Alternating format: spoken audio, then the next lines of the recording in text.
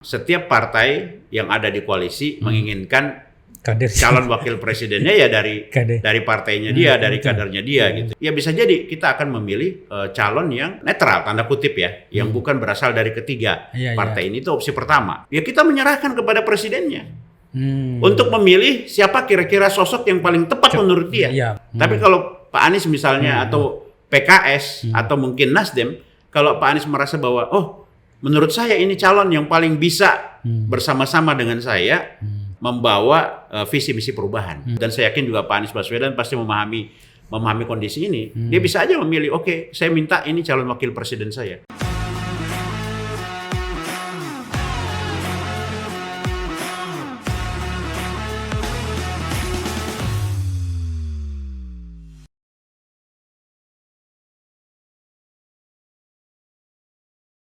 Halo sahabat Uki, jumpa lagi dengan saya, host catatan jurnalis Sukriansa, Supa Atana. Sahabat Uki, kali ini kita akan bicara tentang persoalan yang ditunggu-tunggu oleh semua masyarakat Indonesia, terkhusus para politisi terkait dengan keputusan Mahkamah Konstitusi bahwa apakah pemilihan proporsional terbuka atau tertutup. Dan untuk mendapatkan wawasan bagaimana pandangan politisi tentang hal tersebut, maka pada sore hari ini catatan jurnalis Sukriansa mengundang Ketua DPW Partai Keadilan Sejahtera Sulawesi Selatan, Insinyur Muhammad Amri Arsyid, Sarjana Pertanian. Baik, sahabat Tuki, kita akan langsung mendengarkan tanggapan dari Ketua PKS Bapak Muhammad Amri Arsyid tentang pandangan Bapak. Kira-kira PKS mendukung di mana nih atau cenderung kemana? Apakah proporsional terbuka atau yang tertutup? Tertutup. Ya. Baik, terima kasih Pak. Jadi sahabat Uki dimanapun Anda berada, Assalamualaikum warahmatullahi wabarakatuh. Assalamualaikum warahmatullahi wabarakatuh. Alhamdulillahirrabbilalamin. Wassalatu wassalamu ala rasulillah sallallahu alaihi wasallam. Permasalahan ini atau mungkin isu ini sudah menjadi isu yang cukup hangat ya di kalangan politisi dan juga di partai politik. Karena memang ini sangat signifikan akan memberikan dampak perubahan terhadap strategi yang akan ditempuh oleh partai politik. Ya termasuk PKS.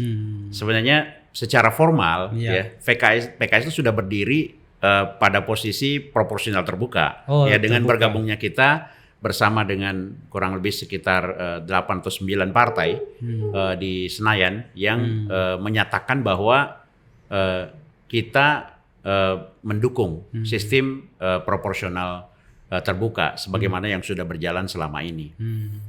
Tentu ada beberapa pandangan yang diberikan oleh PKS. Yang pertama mungkin dengan sistem proporsional terbuka ini sebenarnya secara langsung dan tidak langsung kita memberikan peluang kepada seluruh anak bangsa untuk bisa menjadikan aspirasi politik melalui partai politik ini menjadi ajang untuk berkontribusi bagi bangsa dan negara kita. Karena dengan sistem proporsional terbuka ini siapapun bisa bergabung dalam barisan ataupun juga dalam partai politik, meskipun mungkin dia bukan seorang kader yang dibina sejak awal. Yang kedua, sistem proporsional terbuka ini otomatis memberikan juga peluang bagi partai politik untuk tumbuh dan berkembang melalui dukungan seluruh masyarakat secara terbuka, karena masyarakat akan memilih langsung person yang ingin dia pilih itu, akan memilih langsung calon anggota legislatif yang akan mereka tempatkan di Senayan melalui suara mereka. Karena yang dipilih selain lambang ataupun juga partai politiknya itu, mereka memilih juga nama calon anggota legislatifnya baik di tingkat pusat, provinsi maupun juga di kabupaten kota. Ini kelebihannya. Kemudian yang ketiga, saya kira sistem proporsional terbuka ini juga, ya jujur saja kita mengatakan bahwa akan meringankan partai politik juga dari sisi cost gitu. Karena otomatis kan dengan sistem proporsional terbuka seluruh calon anggota legislatif akan memberikan kontribusi dalam kos politik, ya kampanye terutama ya. Mereka akan mengkampanyekan dirinya, sekaligus juga akan mengkampanyekan partai politik itu sendiri gitu. Nah, kalau kita compare dengan sistem tertutup, ya meskipun masyarakat sebagian banyak yang mengatakan ini kayak beli kucing dalam karung. Ya, betul, saya juga tidak ingin mengatakan seperti itu. Karena ada plus dan minus kembali lagi. Kalau sistem proporsional tertutup, ya otomatis mesin partai itu akan dipush bekerja semaksimal mungkin untuk menyampaikan ataupun juga untuk mensosialisasikan visi misi partainya. Masalah nanti siapa yang duduk, maka otomatis harusnya yang duduk itu adalah kader-kader terbaik, istilahnya begitu, kader-kader terbaik mereka.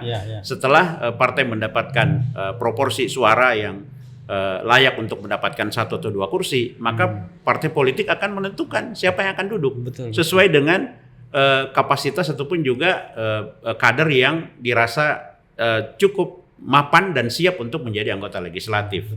Tetapi bagi masyarakat memang ini ya mungkin bisa dikatakan nilai minus ya, karena mereka nggak tahu siapa yang ditempatkan oleh siapa yang ditempatkan persis oleh partai nantinya kalau partainya menang. Nah inilah yang kita lihat sebagai plus dan minus. Tentu partai politik ya jujur saja kalau kita ingin bicara dari lubuk hati yang paling dalam, kita itu menginginkan memang yang duduk adalah kader-kader terbaik. Kader terbaik gitu kan. Tetapi ya memang kondisi dan situasi ini harus harus balance gitu. Makanya ada juga yang mengatakan boleh juga sih kalau misalnya anggota DPRD pusat dan DPR pusat dan provinsi ya nggak apa-apa proporsional tertutup. Istilahnya ya agak sedikit jauh lah dari head to head dengan masyarakat. Tapi yang kabupaten kota ya harus terbuka karena dia berhadapan langsung sama masyarakat. Kalau yang pusat juga nggak apa-apa, pilih aja sama partainya. Sistemnya tertutup aja gitu. Karena siapapun yang duduk kan juga mungkin masyarakat nggak terlalu intens berkenalan dengan mereka. Walaupun ini cukup signifikan dalam hal elektabilitas partai. Dari pandangannya tadi ada semacam mau menawarkan sebuah konsep baru ya, bahwa ada yang proporsional, alternatif lah, alternatif yang untuk pusat boleh tertutup, tapi untuk daerah, untuk kabupaten kota ya terbuka karena itu head to head ke masyarakat ya. Skupnya lebih kecil dan harusnya masyarakat tahu persis siapa nih perwakilan mereka di kabupaten. Disebutkan juga bahwa ada kemungkinan yang punya katakanlah dukungan finansial yang kuat ataukah ya seorang sosok yang kuat lah di masyarakat tiba-tiba masuk di partai. Nah, bukankah juga itu kalau sistem partai bisa melahirkan katakanlah tanda kutip oportunis, politisi oportunis karena misalnya bisa mencari partai yang misalnya ini langsung aja masuk, tapi secara historis dan katakanlah visi, misi dan juga spirit yang diemban oleh partai itu tidak terlalu kuat pada sosok tersebut. Kira-kira gimana Pak? Ya itulah kita tadi bicara plus minus ya. Inilah salah satu yang menjadi kalau kita ingin mengatakan minus tidak sepenuhnya minus juga gitu. Karena sebenarnya kembali lagi politik ini membutuhkan partisipasi anak bangsa seluas-luasnya. Ya kan?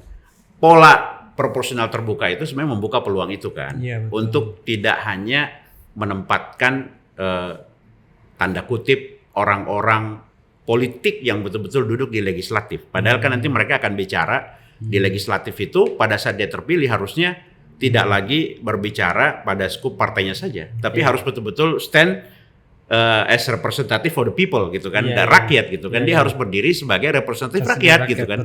Jadi dia nggak bisa lagi terlalu saya ini partai ini nggak, harusnya tidak begitu ya sebagai lembaga yang merepresentasikan rakyat. Tapi kembali lagi saya mengatakan mungkin tadi betul ya bahwa kalau ada orang yang selama ini tidak pernah berpolitik, tidak pernah berkecimpung di partai politik, tapi dia punya dukungan finansial yang kuat, which is memang kondisi kita di Indonesia saat ini memang itu masih cukup signifikan berpengaruh gitu ya pada saat kita maju menjadi anggota legislatif kemudian tidak punya tanda kutip finansial yang cukup kuat untuk menjalankan program kampanye, sosialisasi, maka orang bilang ya agak sulit lah terpilih gitu. Nah, ini yang memang kita bilang tadi, makanya kita bilang ada minusnya nih gitu. Ya, jadi betul. bisa jadi ada tadi melahirkan para oportunis politik yang selama ini mungkin tidak pernah berkecimpung politik, tiba-tiba duduk sebagai representatif partai politik di Senayan gitu kan. Belum lagi kalau kita bicara dia duduk ini membawa misi pribadi atau misi partai nih gitu kan. Belum lagi kalau dia nggak terlalu paham dengan banyak yang contoh seperti itu, dia duduk akhirnya mohon maaf kadang-kadang juga dijadikan sebagai ladang pekerjaan gitu. malah ini kan malah nggak betul-betul duduk sebagai itu politikus gitu. Tetapi secara nurani khusus dari partai PKS menginginkan memang ini ya proporsional terbuka. Sudah fix karena ya secara secara tadi legal formal kita sudah mendeklarasikan mendukung sistem proporsional terbuka.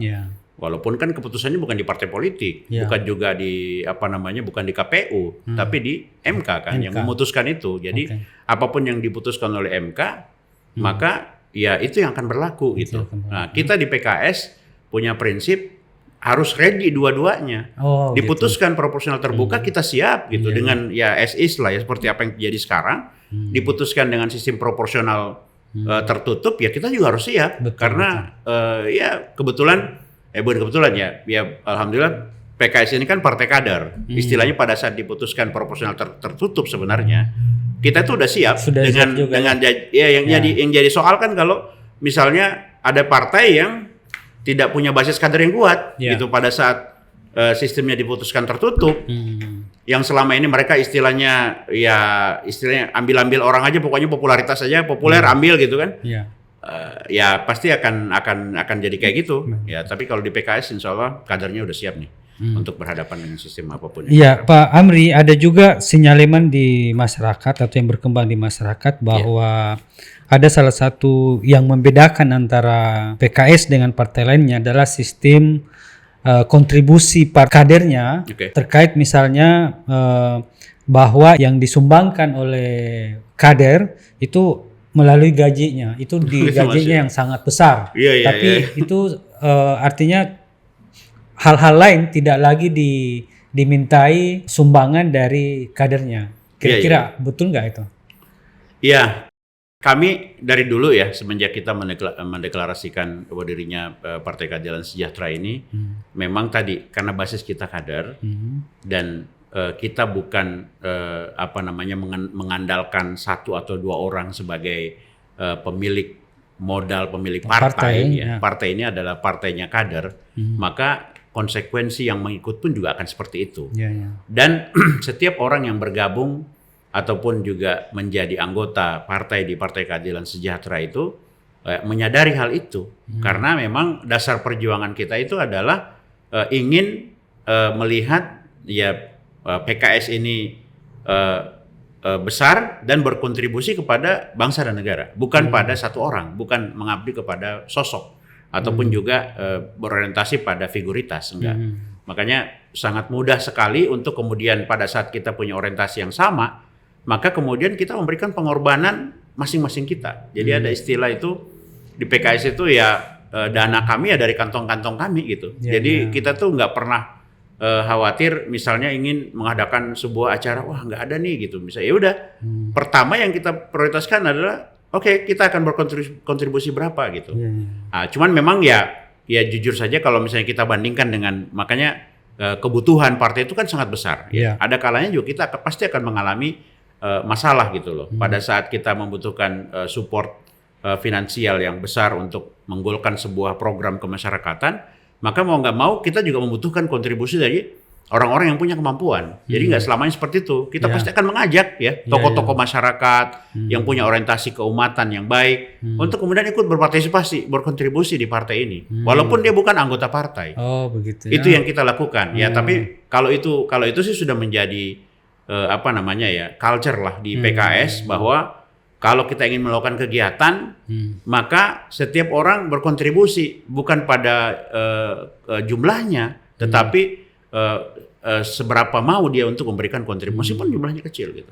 Karena ya kita ingin membangun rasa memiliki, kita ingin membangun bahwa ini adalah sebuah perjuangan bersama, dan kita ingin pada saat ada sebuah keberhasilan, kita merasa menjadi bagian dari keberhasilan tersebut. Kami seringkali mengambil ibarat ya seperti kisah Nabi Ibrahim ya dan burung pipit yang istilahnya pada saat Nabi Ibrahim dibakar ya oleh Raja Namrud waktu itu ya. Burung pipit ini mengambil air dengan paruhnya, kemudian menyiram api tersebut gitu ya. Ya ditegur oleh binatang lain, ngapain kamu gitu, nggak bakal memadamkan api gitu ya. Kemudian dia mengatakan bahwa paling tidak ya, saya sudah menunjukkan saya berdiri di mana gitu. Ya, dan kalau saya nanti ditanya, kamu memberikan kontribusi apa tidak, saya bisa menjawab bahwa saya memilih Nabi Ibrahim dan saya memberikan kontribusi meskipun hanya dengan setetes air gitu loh. Istilahnya begitulah yang kita gunakan ibarat. Jadi setiap kader itu akan berkontribusi. Ya. Dan untuk pemilihan 2024 ini PKS mensupport Anies Baswedan sebagai calon presiden ya. Insyaallah ya. Kira-kira apa mendasari PKS untuk memutuskan Anies sebagai calon presiden dari PKS? Saya pikir historinya sudah cukup panjang ya, karena kita mulai dari sejak Pilgub DKI Jakarta ya, dan kita berkolaborasi dengan Anies Baswedan kan cukup lama ya, 5 tahun, dan saya kira kita semua sepakat bahwa sampai akhir masa jabatan Anies Baswedan, PKS tetap berdiri bersama-sama dengan Anies Baswedan. Pada saat kita ingin memberikan tanggung jawab ataupun juga melihat Pak Anies disodorkan tanggung jawab yang lebih besar sebagai calon presiden, tentu kriteria yang kita bangun, kriteria yang kita tempatkan pasti akan jauh lebih besar, ya. Artinya levelnya lebih tinggi. Nah, dari komunikasi yang kita lakukan, kita melihat bahwa yang pertama, persoalan keumatan harus betul-betul diselesaikan oleh orang yang punya komitmen yang tinggi untuk menyelesaikan persoalan-persoalan bangsa, termasuk persoalan keumatan. Ya. Kita melihat ya toleransi antar umat beragama, kemudian juga kehidupan kedamaian di Indonesia ini betul-betul perlu diwujudkan lebih baik lagi. Nah, kita melihat Anies Baswedan selama di Jakarta bisa menunjukkan itu, ya, bahwa beliau mau ataupun juga sangat konsisten dalam mendukung ataupun juga mensupport semua ya keragaman yang ada di Jakarta, karena Jakarta ini kan sangat beragam ya, bisa dikatakan ya semua keyakinan ada di sana, dan beliau berhasil menciptakan kedamaian itu tanpa ada konflik segala macam ya, di luar dari isu politik yang dihembuskan, tapi faktanya kita melihat bahwa semua umat beragama hidup dengan damai. Artinya paling tidak kondisi ini bisa dibawa kepada skup yang lebih besar, yaitu skup kenegaraan gitu. Dan kita melihat kapasitas itu ada. Kemudian yang kedua, kami merasa, kita melihat ya di PKS bahwa beliau istiqomah dalam hal apa? Beliau adalah negarawan yang bisa bersabar dengan semua sikap ataupun juga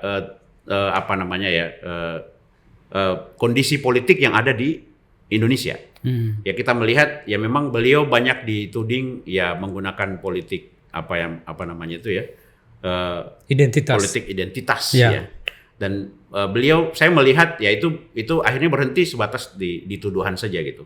Karena secara fakta beliau menunjukkan bahwa itu tidak benar, dan politik identitas kalau kita ingin artikan, siapapun pasti akan memunculkan identitasnya. Tapi bukan berarti menggunakan politik identitas ini kemudian untuk memenangkan sebuah politik yang istilahnya tanda kutip kotor gitu. Ya, saya melihat beliau justru dengan politik ini ingin menunjukkan ya bahwa ya saya tidak akan lari dengan keyakinan saya, tetapi at the same time saya akan mengakomodir semua kepentingan umat yang ada di negara ini. Dan saya melihat ya itu berhenti di sebatas tuduhan. Dan kita melihat beliau punya visi yang baik. Saya sempat bertemu dengan beliau, sempat bicara empat mata juga ya. Concern beliau terhadap tanda kutip kehidupan ekonomi, kemudian pangan ya, kemudian juga pertahanan negara itu luar biasa. Artinya ini cukup ya, cukup bagi seorang calon presiden menjadi bekal untuk dia kemudian memegang tanggung jawab yang lebih besar gitu loh. Tidak hanya sebatas duduk sebagai presiden, sebagai simbol untuk kemudian menyerahkan semua strategi politik kepada orang-orang di sekelilingnya. Saya melihat beliau punya leadership yang luar biasa. Ya, tapi kan sekarang ini koalisi apa lagi namanya? Perubahan ini belum punya wakilnya. Wakil presiden. Iya, Pak Anies. Nah, kira-kira apa nanti ini koalisi perubahan ini tidak menghadapi apa namanya semacam konflik internal misalnya pada saat karena menyodorkan calon wakil presiden banyak orang menilai bahwa AHY juga didorong oleh Demokrat gitu ya. Berseteguh untuk yang lain gitu. Nah, kira-kira PKS gimana? Ya, sejauh yang saya pahami dari proses yang terjadi saat ini, memang proses untuk cawapres ataupun juga karena ini kan satu paket, nggak mungkin nggak ada, ya pasti akan ada ya. Sebenarnya sudah bergulir secara paralel dan banyak sekali konsep yang ditawarkan untuk kemudian sebagai penyaring dalam pemilihan atau memilih calon wakil presiden bagi Pak Anies Baswedan yang sudah ditetapkan sebagai calon atau bakal calon presiden. Realitanya memang setiap partai yang ada di koalisi menginginkan calon wakil presidennya ya dari partainya dia, dari kadernya dia gitu ya.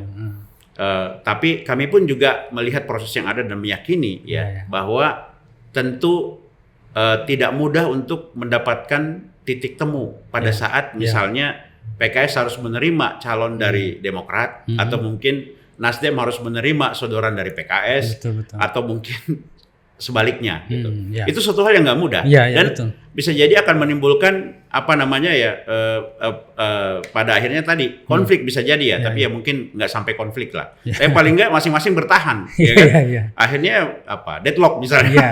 Kalau gitu siapa nih? Saya yakin ketiga partai ini sudah cukup dewasa untuk melihat representatif rakyat Indonesia untuk ya bisa jadi kita akan memilih calon yang netral tanda kutip yang bukan berasal dari ketiga partai ini. Itu opsi pertama. Kita mencari calon yang bukan usulan dari masing-masing partai, baik dari PKS, Nasdem maupun dari Demokrat.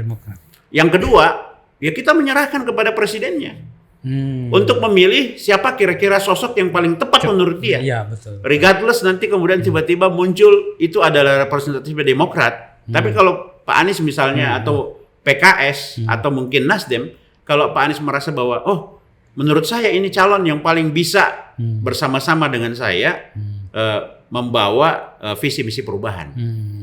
Ya mau nggak mau kan, yang kita sudah sepakat dengan presiden, percaya dengan presiden, calon presiden ini, kemudian dia menunjuk ini terlepas dari semua intrik politik, dan saya yakin juga Pak Anies Baswedan pasti memahami kondisi ini. Dia bisa aja memilih, oke, saya minta ini calon wakil presiden saya.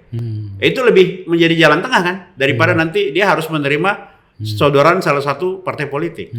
Cuman ada juga yang mengatakan begini, ya representatif Indonesia dong. Kalau misalnya sudah ada perwakilan dari Indonesia bagian barat, ya mungkin ada Indonesia bagian timur, barangkali seperti itu kan, seperti yang terjadi di pemilihan Pak SBY dengan Pak JK, kemudian Pak Jokowi dan Pak JK, itu kan dan berhasil gitu loh. Istilahnya ya secara hitungan politik bisa jadi ya perwakilan Indonesia Timur ini akan menjadi jawaban atau mungkin solusi untuk menjadi pasangan yang kokoh dan kuat ya untuk membawa Indonesia menjadi lebih baik. Gitu. Kalau kira-kira perwakilan dari Indonesia Timur siapa tokoh menjadi pilihan? Ini menarik ya, karena memang terus terang aja saya melihat ada beberapa ada beberapa calon yang sempat disebutkan. Cuman memang saat ini kita menilai tidak cukup banyak ya representatif Indonesia. Kalau kita bicara Indonesia Timur kan selain Sulawesi Selatan atau Sulawesi ada dari Papua juga kan. Calon dari Papua. Mungkin kalau kita ingin tarik Kalimantan ataupun juga Bali Nusra gitu ya. kalau kita ingin melihat tokoh yang muncul saat ini kan belum ada yang betul-betul signifikan yang bisa dihitung ya, kecuali satu orang ya mantan Menteri Pertanian ya Pak Andi Amran Sulaiman. Saya kira ini salah satu tokoh alternatif ya yang istilahnya bisa jadi merepresentasikan Indonesia Timur setelah Pak JK ya mungkin bisa jadi juga dari perwakilan Indonesia Timur yang lain yang cukup cukup mumpuni. Tapi kami melihat ya beliau ini paling tidak untuk Sulawesi ya. Ini saat ini cukup populer untuk dijadikan sebagai alternatif gitu ya, untuk menjadi calon wakil presiden. Ya. Tapi sejauh ini PKS sudah pernah nggak berkomunikasi dengan Pak Andi Amran Sulaiman? Saya sebagai ketua DPW pasti akan sudah intens ya berkomunikasi dengan beliau. Cuman ya beliau sendiri ya saya melihat beliau lebih melihat ini proses yang tidak bisa bersifat lokal ya. Ya tapi ya saya mengatakan bahwa ya kita mulai dari Sulsel ya. Kalau beliau juga kan kalau nggak salah ketua umum ya IKA Unhas. IKA Unhas ini bisa dikatakan sebagai representatif university ataupun juga pintu gerbang ya untuk pendidikan di Indonesia Timur ya. Saya cukup intens berkomunikasi dengan beliau, berusaha untuk menangkap apa yang menjadi ide beliau dan menurut saya ya cukup banyak hal yang ingin beliau lakukan kalau misalnya kesempatan diberikan pada beliau. Dan saya pun juga sudah berusaha untuk mengkomunikasikan kepada PKS, bukan cuma PKS ya, saya pikir ya beberapa partai juga sudah berkomunikasi dengan beliau. Sejauh yang saya pahami ya mungkin P3 saya pernah lihat berkunjung bertemu dengan beliau gitu ya, dan beberapa partai yang lain lah yang cukup juga mendekati beliau. Ya, untuk Pileg 2024 ini Pak Amri akan caleg juga. Iya. Saya diminta partai untuk maju sebagai bakal calon anggota DPR RI di Dapil 3. Dapil 3 ya? Dapil 3 Sulsel. Kebetulan memang kampung halaman saya dari Dapil 3. Meliputi apa itu?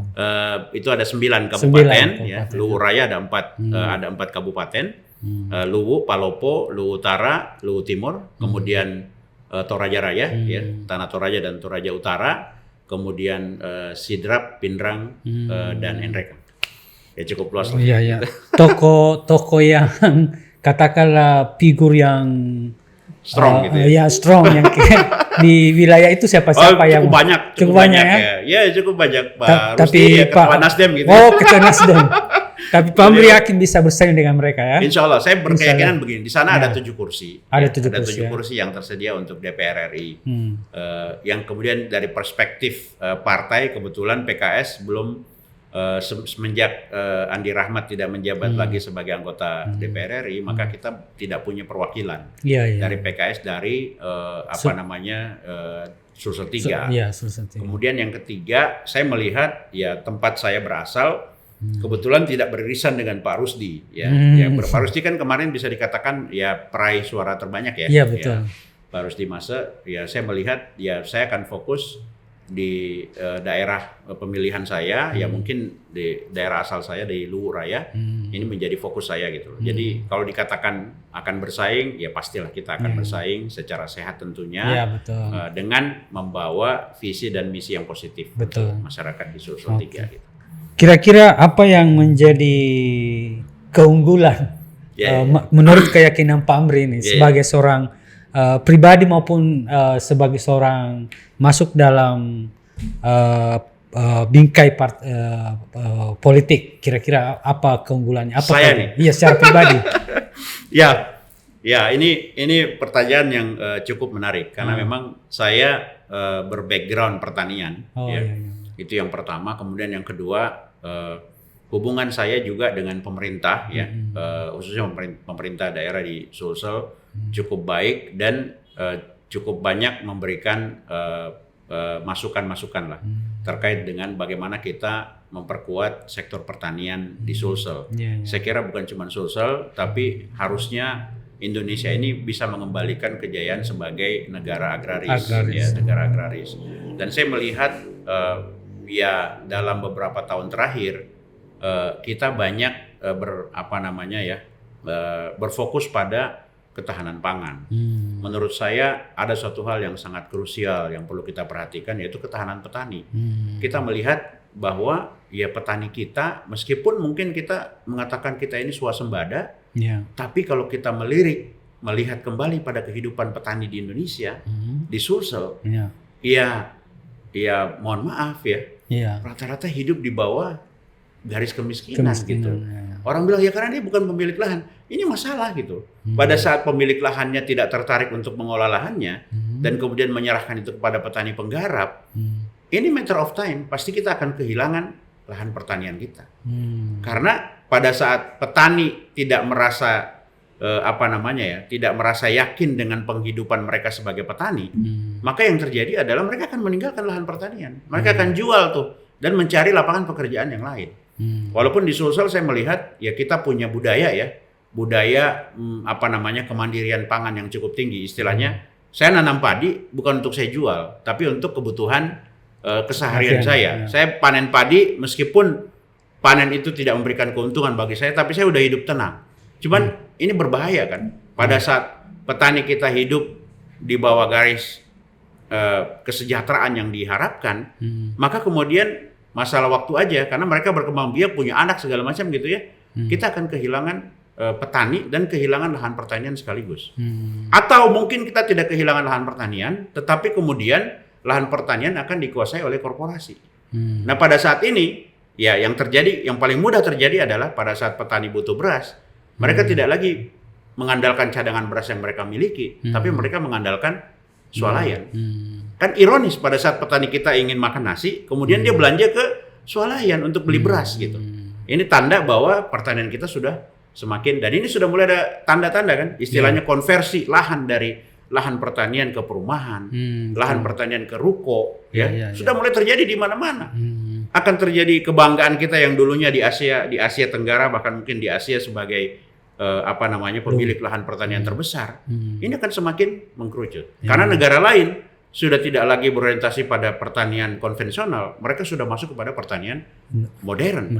Di mana mereka mengandalkan semua sistem pertanian yang canggih, mekanisasi, hilirisasi. Sementara kita masih ketemu tuh petani yang istilahnya masih menggarap aja dengan kerbau misalnya, atau bahkan dengan cangkul gitu. Nah, ini kan sangat berbahaya.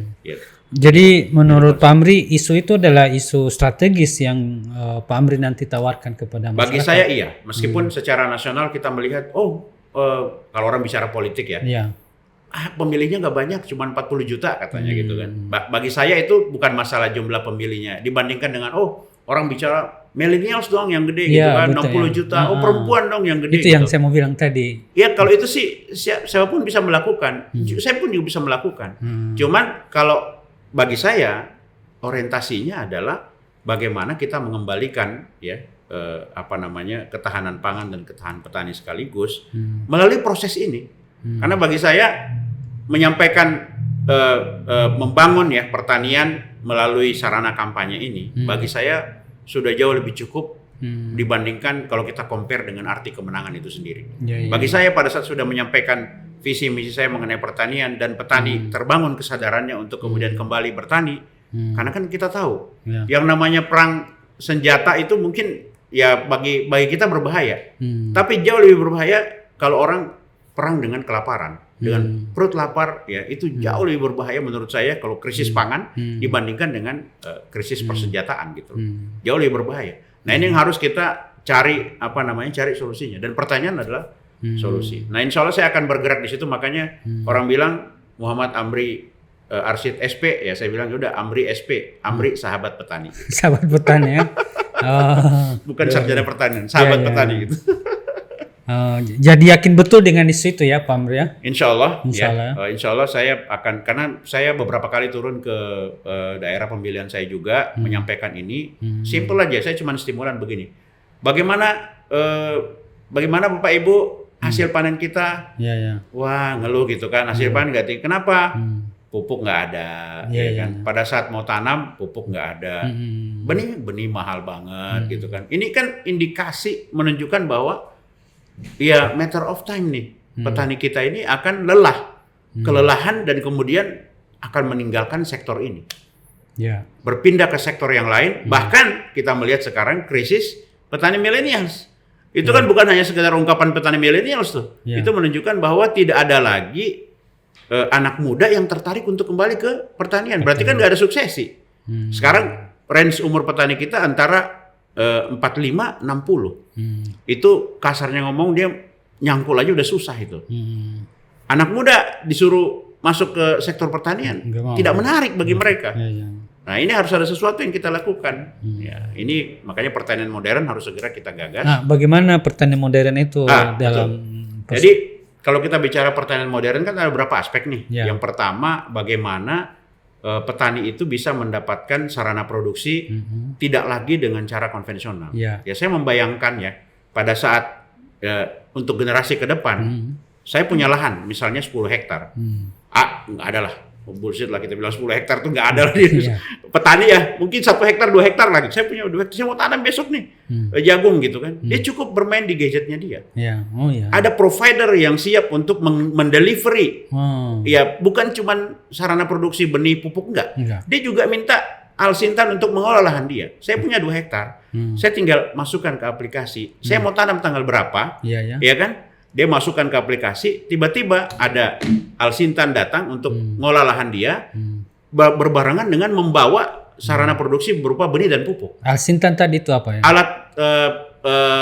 Alat pertanian, alat pengolahan ya, pertanian. Tapi di bawah traktor apa segala macam gitu kan? Manajemen satu corporation kira-kira enggak? Ya bisa. Jadi tadi tuh petani milenial akan masuk situ. Ada yang bergerak di sektor penyiapan sarana produksi dan Alsintan, ya. Jadi sebenarnya kita cerita sesuatu yang sudah dilakukan orang lain di tempat lain gitu. Di mana itu? Di luar negeri sudah seperti itu gitu. Jadi petani itu nggak lagi sibuk karena kan kita paham tenaga kerja di sektor pertanian semakin berkurang. Dulu orang tua kita kalau mau nanam gotong royong masih bisa itu. Lahan di sebelah, kita kerjakan dulu lahan di sini. Sekarang tenaga kerja sudah semakin langka di sektor pertanian. Mau nggak mau semuanya harus modern. Betul. Ya, olah lahan nggak bisa lagi nyangkul, tapi menggunakan traktor. Ya kan, traktornya nggak bisa hanya traktor saja, tapi sekaligus bawa benih. Jadi pada saat diolah lahan, udah langsung tanam dan pupuk. Itu menggunakan alat tanam modern. Nah, itu bisa di-provide oleh satu lembaga ya, yang dikelola oleh para millennials juga, menggunakan aplikasi gadget. Saya pernah ke Australia ya, 2 tahun yang lalu kalau nggak salah ya. Ke Australia, 1 orang petani itu mengolah lahan, punya lahan 400 hektar. Jadi waktu saya masuk ke arealnya mereka, sepi sekali. Sepi ya? Nggak ada orang gitu. Ini saya bilang, ini siapa yang bekerja gitu kan? Tiba-tiba mesin nyala, tek gitu kan? Ini siapa yang nyalain gitu? Saya sempat masuk ke ruang pompanya, ngelihat nggak ada, sepi sekali gitu. Saya masuk ke dalam situ gitu. Tiba-tiba semuanya menyala. Tiba-tiba orang yang muncul dari kejauhan. Terus saya nanya, bagaimana kamu mengoperasikan? Saya operasikan di sini. Saya ingin menyalakan pompa misalnya, saya nyalakan. Saya ingin menjalankan traktor, saya perintah dari sini. Traktor jalan. Saya tanya, 400 hektar ini berapa orang tenaga kerja yang bekerja? 7 orang. 7 orang ya? 7 orang. Terus saya tanya, hasilnya bagaimana? Jadi dia tanam jagung yang persis varietasnya sama dengan jagung yang kita tanam di sini di Indonesia. Ya, di varietas yang sama. Saya nanya, berapa produktivitas? Kita di Indonesia dan varietas itu rata-rata kita dapatkan 8 ton kering lah per hektar. Dia berapa? 18 ton, Pak. 18 ton ya? 18 ton. Itulah kalau kita pertanian modern, ya itulah pertanian modern.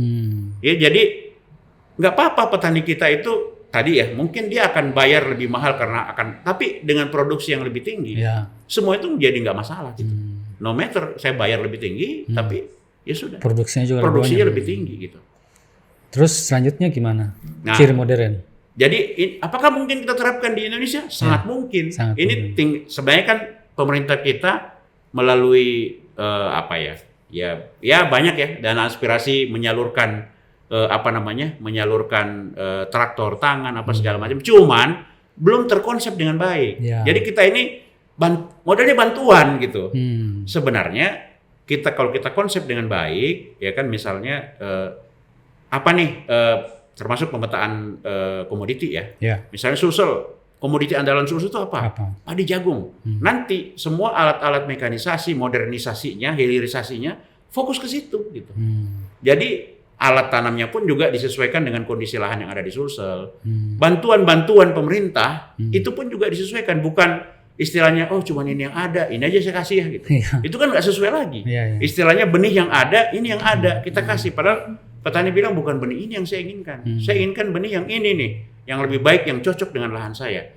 Harusnya itu yang diberikan. Nah yang ketiga, kita bangun institusi pertanian kita dengan melibatkan swasta. Tadi dengan melibatkan petani millennials.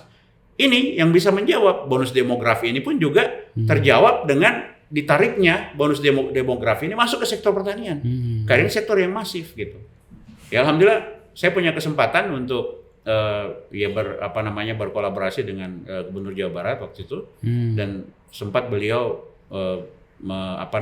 me-launch ya program petani millennials ya. Dan saya juga ikut memberikan konsep ya untuk beliau terapkan di sana. Cuman memang saya bilang saat ini barangkali skala bukan juga uji coba, tapi mungkin ya introduction lah. Kita memperkenalkan bagaimana, karena objektifnya sebenarnya adalah bagaimana menarik millennials ini untuk mau kembali ke sektor pertanian. Karena kalau enggak kita terancam. Terancam karena usia petani kita sekarang ini tadi 45 sampai 60. Ya. Ini sudah bukan usia tanda kutip yang cukup produktif untuk sektor pertanian. Kita menginginkan 25, 35 sehingga banyak ide fresh yang mereka bisa tuangkan untuk memajukan pertanian Indonesia. Saat ini nggak ada. Ya, tapi di Sulawesi Selatan sendiri Pak Amri sudah ada pilot projectnya atau sudah bersentuhan langsung dengan masyarakat dalam hal pertanian? Ya, alhamdulillah saya punya perusahaan pertanian yang memproduksi benih jagung. Saat ini juga perusahaan kita diminta bantuan oleh Pemprov untuk mengelola salah satu pabrik pengolahan jagung di Pucak, Maros. Ya kebetulan kita yang mengelola ya. Kemudian saya juga punya beberapa bisnis di sektor pertanian ya, baik di perkebunan kakao dalam hal ini. Dan juga beberapa produk coklat gitu. Nah, itu yang saya lakukan dan dengan pola ini saya punya kesempatan untuk bisa berdialog dengan petani, yang memahami apa yang menjadi permasalahan mereka, makanya saya bisa tahu gitu pupuk segala macam dan terakhir ini kita akan upayakan mencari solusi terhadap mahalnya harga pupuk. Ya karena kalau pupuk subsidi ada tapi barangnya nggak ada gitu loh. Programnya ada kadang-kadang ya untuk dapatkan pupuknya susah banget kata petani. 2 tempat saya datangi di Luwu Timur dan di Luwu, keluarnya sama. Ya pada saat mau tanam pupuknya ngilang gitu. Terus kita tanam tanpa pupuk sama aja kita pelihara kambing nggak dikasih makan istilahnya gitu. Kalau konsep pemasaran pertanian nanti bagaimana? Betul, ini menarik. Jadi kita melihat fenomena yang ada sekarang ini.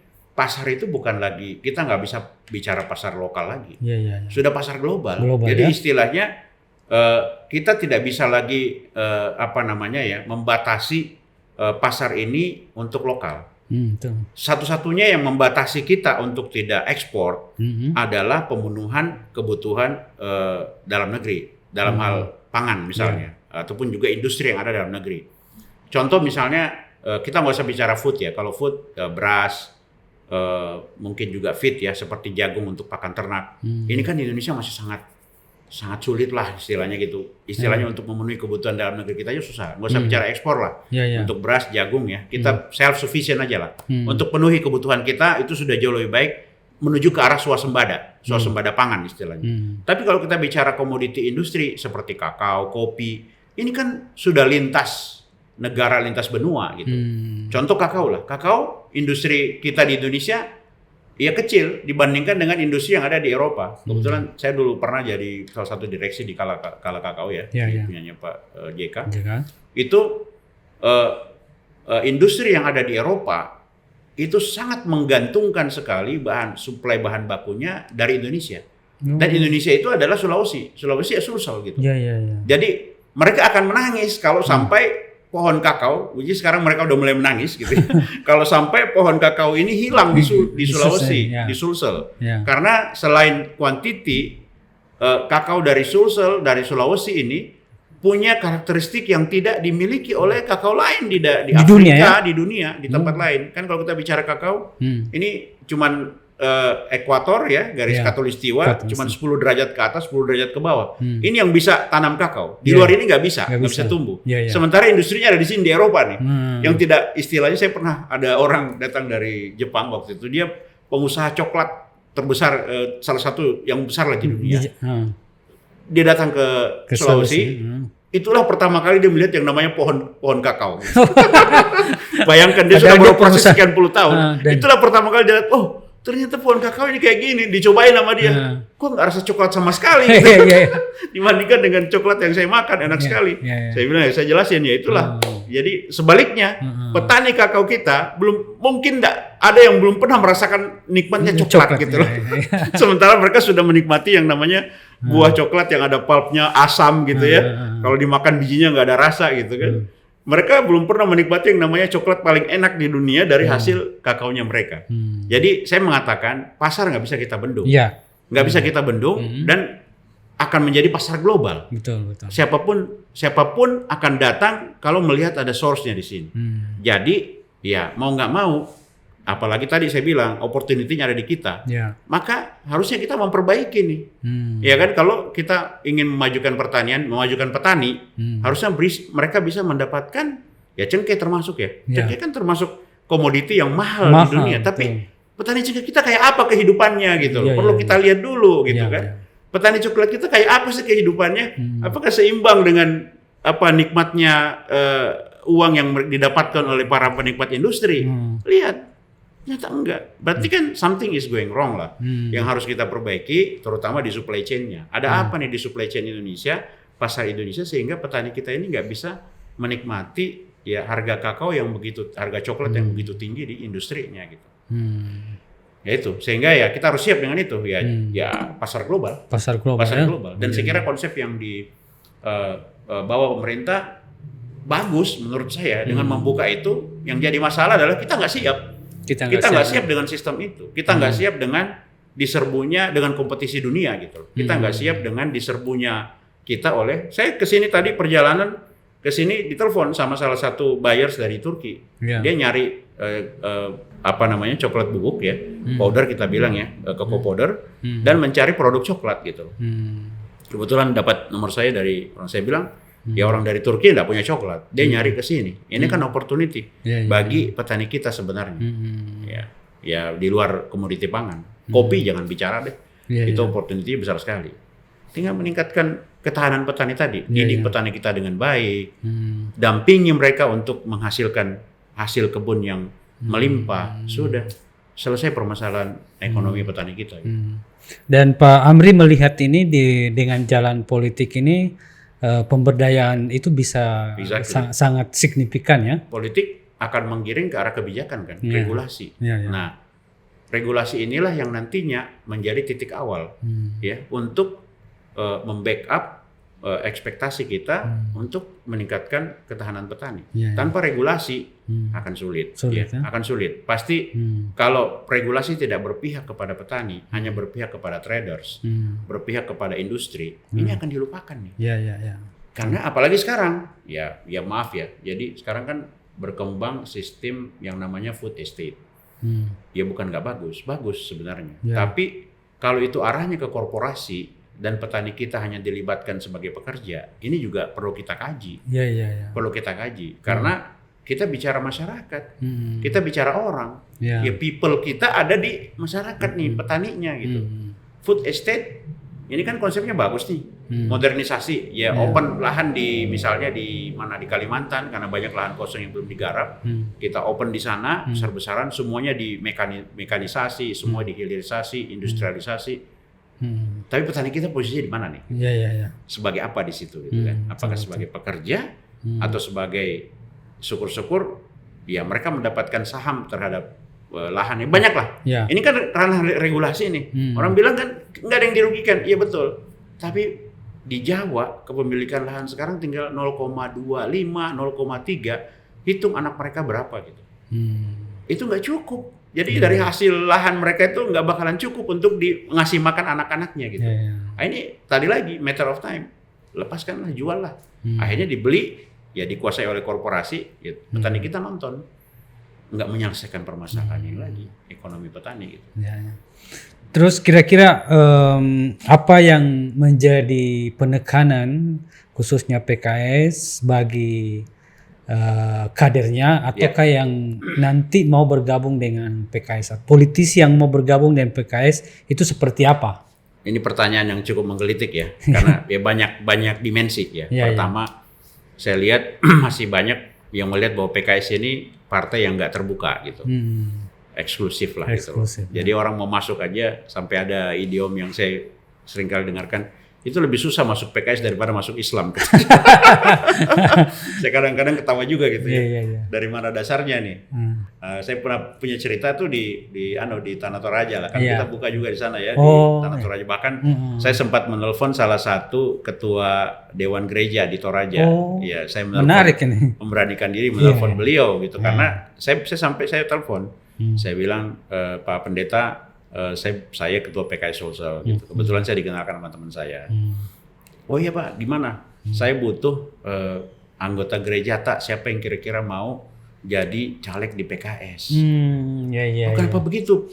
Kenapa begitu Pak Ketua, kata dia gitu kan. Saya bilang begini, saya di Tanah Toraja itu kan mayoritas Kristen ya, atau Protestan lah, atau Katolik ya. Masa dia diwakili oleh orang Islam hanya dari PKS. Harusnya diwakili oleh teman-teman Nasrani juga supaya bisa mewakili aspirasi suara mereka. Kata Pak Pendeta, oh boleh gitu ya? Memang syaratnya masuk jadi caleg PKS apa? Saya bilang sederhana, cuma ada 2 Pak gitu. Pertama punya KTP, yang kedua cukup umur, minimal 21 tahun. Nggak ada syarat lain lagi kata dia gitu, sampai saya dikejar 2-3 kali tuh. Nanya, saya bilang nggak ada, cukup dengan 2 syarat itu. Mungkin dia berpikir harus Muslim. Gitu. Ya, maka saya mengatakan bahwa enggak gitu. Ya alhamdulillah sekarang sudah ada 2-3 ya caleg yang mau, tapi tidak mudah ya. Sudah bahkan kepengurusan kami di sana sudah mix ya. Jadi saya bilang ya memang untuk mencari sosok ketua ya dari teman-teman non Muslim nggak mudah karena masalah kepercayaan. Nggak apa-apa lah. Tapi saya minta paling tidak sekretarisnya, ketua majelis pertimbangan daerahnya dari carilah teman-teman yang mau bergabung. Kita tunjukkan karena saya bilang kita sudah membuktikan kok. Kita di salah satu daerah di Sulawesi Tengah itu ada anggota legislatif kita beragama Kristen, aktivis gereja sudah 3 periode. Sudah 3 periode bersama PKS gitu. Dan dia menyatakan bahwa saya nggak bisa membayangkan nih kalau saya harus keluar dari PKS dan pindah ke partai lain. Saya udah nyaman sekali di sini gitu. Berita menarik. Betul-betul. Iya, cuman terus terang aja banyak orang yang berpikir bahwa ya PKS itu eksklusif. Ya saya bilang memang bukan ranah kami untuk kemudian mengatakan bahwa PKS eksklusif. Itu harus dibuktikan kan. Harus dibuktikan dengan kerja kita. Makanya tadi kalau pertanyaannya bagaimana, saya bilang saya sering mengatakan, bahkan saya ke daerah itu menyampaikan begini. PKS ini bukan punyanya ketua partai. Bukan punyanya pengurus. Bukan punyanya kader-kader, enggak. PKS ini punya rakyat Indonesia. Siapapun yang ingin menggunakan partai politik untuk kemudian membangun masyarakat, membangun kesejahteraan masyarakat, membangun negara ini, pakailah PKS. Karena PKS ini partai Anda, bukan partai kami gitu. Gunakan gitu. Walaupun Anda mengatakan bahwa kami cuma tunggangilah PKS untuk kemudian menggolkan apa yang kita inginkan. Karena kita terbuka, kita tidak hanya melihat PKS ini bukan punya anggota saja, bukan punya kader, enggak. Karena PKS ya singkatan dari partai kita semua gitu. Partai kita semua. Wah, ini lagi arti baru yang saya dapat. Partai kita semua. Siapapun dia bisa berhak. Jadi apalagi kalau mau masuk, wah kita sangat dengan tangan terbuka. Silakan kalau mau jadi anggota silakan, karena masuk ke PKS pun juga insya Allah akan nyaman karena PKS itu punya punya sistem. Pada saat orang masuk maka kita harus bina. Kita bina 2 hal, bina mentalnya lewat pendidikan kerohanian tentunya. Yang kedua, bina kemampuan politiknya. Jadi kita selalu membangun kesadaran politik di anggota kita. Makanya kita itu di mana-mana pasti acaranya pendidikan politik. Dan secara reguler kita memberikan pembekalan kepada anggota siapapun itu. Lewat sosial media, ya lewat pertemuan langsung, lewat kalau majelis taklim bisa diajarin lah PKS. Itu PKS apa aja bikin majelis taklim itu kemana-mana gitu kan. Tapi pendidikan politik ini menjadi salah satu orientasi kita. Jadi silahkan gabung PKS.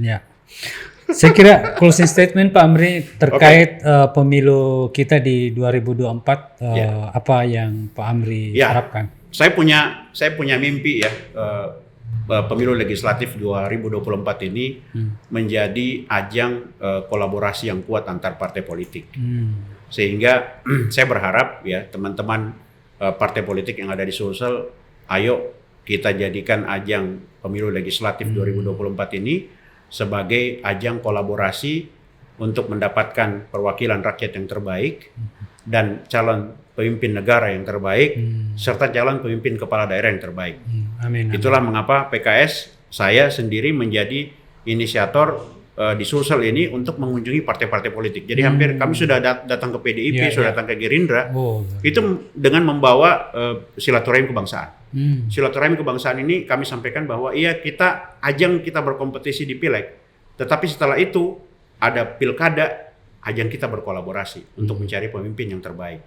Sehingga ya tidak ada alasan buat kita untuk saling menjelekkan, tidak ada alasan buat kita untuk saling menjatuhkan. Yang ada adalah kita perkuat alasan kita, ya kumpulkan semua alasan positif untuk berkolaborasi satu sama lain. Makanya ini yang kita terus bangun. Jadi jangan sampai ada permusuhan di antara kita karena nggak ada untungnya buat kita sebagai partai politik.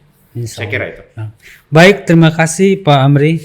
Sahabat Uki, demikian tadi perbincangan kita dengan Bapak Muhammad Amri Arsyid, Ketua PKS Sulawesi Selatan.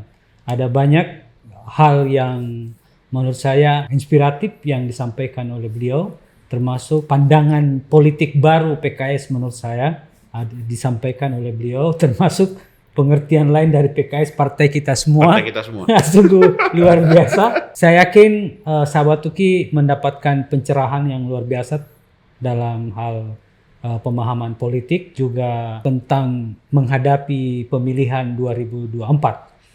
Oke, saya kira perbincangan kita sampai di sini. Sampai jumpa di episode mendatang. Dan sekali lagi CJS mengucapkan terima kasih pada Pak Amri atas kesediaannya menjadi narasumber di CJS. Sampai jumpa di episode mendatang. Wassalam.